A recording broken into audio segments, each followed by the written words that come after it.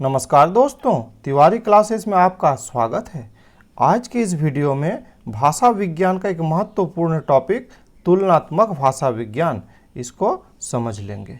आप जानते हैं कि आधुनिक भाषा विज्ञान का जो प्रारंभ हुआ वो तुलनात्मक भाषा विज्ञान से ही हुआ, है ना। अर्थात तुलनात्मक भाषा विज्ञान बहुत ही महत्वपूर्ण है। तुलनात्मक भाषा विज्ञान कहते किसे हैं? अगर इसको समझना चाहें तो इसका अर्थ है कि दो या दो से अधिक भाषाओं की पारस्परिक तुलना, है ना।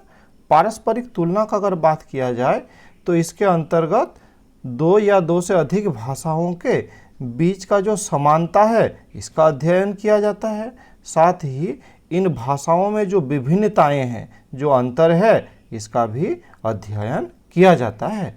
तो इसमें दो या दो से अधिक भाषाओं का समकालीन परिप्रेक्ष्य में अध्ययन होता है।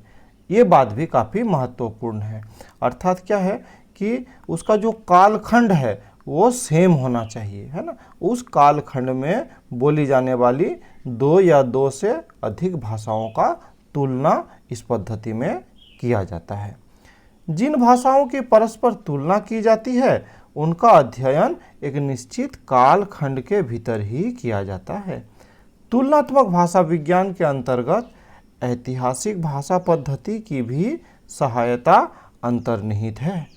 जब दो या अधिक भाषाओं या बोलियों की तुलना करते हैं तो उन दोनों ही भाषाओं के उद्गम, भाषा के स्वरूप का पता चलता है। अतः इस नई भाषा की जानकारी ही भाषा का पुनर्निर्माण कहलाता है ना। अर्थात इस प्रक्रिया को भाषा का पुनर्निर्माण भी हम लोग कह सकते हैं। आधुनिक भाषा विज्ञान की तुलनात्मक पद्धति का प्रारंभ 1786 ईस्वी में सर विलियम जोन्स द्वारा संस्कृत, ग्रीक और लैटिन भाषाओं के तुलनात्मक अध्ययन से प्रारंभ हुआ। तो ये लाइन काफ़ी महत्वपूर्ण है, ये नाम आपको भी याद रखना है। सर विलियम जोन्स, इन्होंने 1786 में तुलनात्मक भाषा विज्ञान का क्या किए? सूत्रपात किए, है ना। और इन्होंने तीन भाषाओं को चुना, संस्कृत, ग्रीक और लैटिन। आप जानते हैं कि भारत का जो प्राचीनतम भाषा है वो संस्कृत है और संस्कृत से ही भारत की अधिकतर भाषाएं व्युत्पन्न हुई मानी जाती है। ये हो गया। पाश्चात्य का अगर बात करें तो उसका जो मुख्य भाषाएं हैं, पाश्चात्य भाषाएं, उसमें ग्रीक और लैटिन प्राचीन काल की महत्वपूर्ण भाषाएं हैं। तो क्या है, सर विलियम जोन्स ने इन तीन भाषाओं का तुलनात्मक अध्ययन से ही इसका प्रारंभ किया। इसी तुलनात्मक पद्धति के कारण भाषा विज्ञान को comparative philology, science of language, linguistic आदि के नाम से जाना जाता है। 19वीं शताब्दी का काल तुलनात्मक भाषा विज्ञान का स्वर्ण काल रहा है ना। तो यह भी महत्वपूर्ण लाइन है ना, कि 19वीं शताब्दी तुलनात्मक भाषा विज्ञान का स्वर्ण काल रहा है। इस युग के प्रसिद्ध भाषाविदों में रास्क, ग्रीम, स्लाइखर्ट, ब्रुकमैन आदि ने भी तुलनात्मक पद्धति में अमूल्य योगदान दिया। चूँकि इस भाषा विश्लेषण पद्धति का सूत्रपात संस्कृत भाषा की तुलना से हुआ है, अतः इस पर मैक्स मूलर कहते हैं, है ना। मैक्स मूलर इस बारे में विचार देते हैं कि तुलनात्मक भाषा विज्ञान की एकमात्र दृढ़ आधारशिला संस्कृत है ना। संस्कृत के ज्ञान के बिना तुलनात्मक भाषा विज्ञान वैसी ही है जैसी गणित के ज्ञान के अभाव में ज्योतिषी। अर्थात गणित का ज्ञान आवश्यक है ज्योतिषी शिक्षा के लिए, उसी प्रकार तुलनात्मक भाषा विज्ञान के लिए संस्कृत का आवश्यकता है। तो इससे भी क्या है, संस्कृत का महत्व स्पष्ट होता है। भाषा विज्ञान के इस पद्धति में वर्णनात्मक और ऐतिहासिक दोनों ही पद्धतियों की आवश्यकता होती है। अतः यह पद्धतियाँ भी भाषा विज्ञान की आधारभूत पद्धतियाँ हैं। आगे के वीडियो में हम लोग ये वर्णनात्मक भाषा विज्ञान और ऐतिहासिक पद्धति इस सब के बारे में भी क्या करेंगे, डिटेल में बात करेंगे, है ना। तुलनात्मक भाषा विज्ञान के लिए भौगोलिक संदर्भ के साथ साथ ऐतिहासिक और सांस्कृतिक घटनाओं का भी ज्ञान होना अपेक्षित है। भाषाओं की इस तुलना में ध्वनि, शब्द और व्याकरण की समानताओं का भी पता लगाते हैं, है ना। उदाहरण से ये बहुत अच्छे से स्पष्ट हो सकेगा। जैसे कि आप देख पा रहे हैं कि यहाँ पे 3-4 भाषाओं को लिया गया है, संस्कृत, लैटिन, ग्रीक या फिर आयरिश। अब एक शब्द देखते हैं माता। तो संस्कृत में इसे क्या कहा जाता है, मातृ, लैटिन में मातेर, ग्रीक में मेतेर और आयरिश में माथिर। तो आप देख पा रहे हैं कि मूल शब्द में काफ़ी समानताएं हैं। उसी प्रकार अगर एक शब्द लेते हैं पिता, जिसको संस्कृत में कहते हैं पितृ, लैटिन में पेतेर और ग्रीक में पतेर, तो इसमें भी आप काफ़ी समानताएं देख पा रहे होंगे, है ना।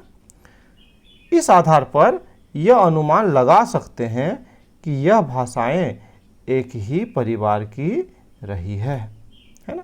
हम लोग जब भाषा परिवार का बात करते हैं तो यहाँ पर क्या होता है, भाषा परिवार के निर्धारण में मदद मिलता है। तुलनात्मक भाषा विज्ञान के द्वारा इसका विश्लेषण कर इसके मूल शब्द तक पहुँचा जा सकता है और इसी आधार पर कई भाषाओं को एक पारिवारिक मूल की भाषा माना जा सकता है। भारत में तुलनात्मक भाषा विज्ञान का आरंभ डॉक्टर सुनीति कुमार चटर्जी और डॉक्टर सुकुमार सेन आदि के प्रयत्नों से प्रारंभ हुआ, है ना। अर्थात भारत में तुलनात्मक भाषा विज्ञान को प्रारंभ करने का श्रेय डॉक्टर सुनीति कुमार चटर्जी और डॉक्टर सुकुमार सेन को जाता है।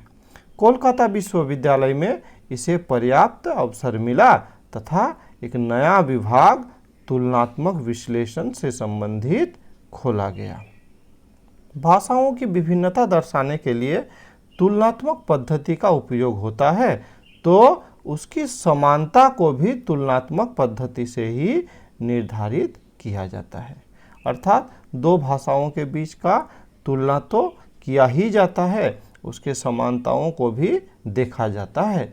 तुलनात्मक भाषा विज्ञान का विशेष महत्व है। भाषा का पारिवारिक वर्गीकरण इसी पद्धति की देन है ना। पारिवारिक वर्गीकरण जैसे हम लोग बोलते हैं भारोपीय भाषा परिवार, द्रविड़ भाषा परिवार, ऑस्ट्रिक भाषा परिवार, तो इस तरह का जो भाषा परिवार है तो ये पारिवारिक वर्गीकरण ये तुलनात्मक अध्ययन की ही देन है। विश्व की विभिन्न भाषाओं के बीच की संबद्धता का ज्ञान तुलनात्मक विश्लेषण से ही प्राप्त होता है और इसी आधार पर भाषा शिक्षण और अनुवाद के लिए भी पर्याप्त सामग्री जुटाने का काम तुलनात्मक भाषा विज्ञान के द्वारा होता है। आप जानते हैं कि अनुवाद का जो कार्य है महत्वपूर्ण कार्य है ना। इसमें हम लोग क्या करते हैं कि एक भाषा के शब्दों का दूसरे भाषा में अनुवाद करते हैं और अनुवाद करने के लिए हमें दोनों भाषाओं का ज्ञान अत्यावश्यक है ना। तो तुलनात्मक अध्ययन के द्वारा हम लोग मूल शब्द को खोज पाते हैं और उस अनुसार अनुवाद करना काफ़ी सरल हो जाता है। वस्तुतः तुलनात्मक भाषा विज्ञान वास्तव में भाषा विज्ञान की शुरुआती विश्लेषण पद्धति है और इसी पद्धति से भाषा की आंतरिक संरचना का अध्ययन विश्लेषण किया जाता है। ठीक है, काफ़ी महत्वपूर्ण है। अन्य भाषाओं के संदर्भ में ये अत्यंत उपयोगी है जो भाषा का पारिवारिक वर्गीकरण, भाषा शिक्षण एवं अनुवाद के लिए इसका प्रयोग काफ़ी महत्वपूर्ण है ना। अर्थात क्या हो गया, ये तुलनात्मक भाषा विज्ञान का अगर बात करें तो जब हम लोग क्या करें भाषाओं का पारिवारिक वर्गीकरण करते हैं या भाषा शिक्षण का बात करते हैं या अनुवाद का बात करते हैं तो इसके लिए हम लोग क्या देख लिए कि ये तुलनात्मक भाषा विज्ञान है ये काफ़ी महत्वपूर्ण है ना। तो ये सब क्या हो गया, इसका उपयोग भी हो गया, है ना। तुलनात्मक पद्धति का दोष ये है, ठीक है। तो हम लोग क्या देखें कि इसमें बहुत सारी खूबियां हैं, इससे हमें बहुत कुछ क्या मिला, सहायता मिला। अगर दोष का बात करें तो दोष यह है कि इसके द्वारा भाषा विज्ञान के काल का निर्धारण एवं निश्चित निर्णय नहीं किया जा सकता है, हाँ। तो ये कोई बड़ा कोई दोष नहीं है ना।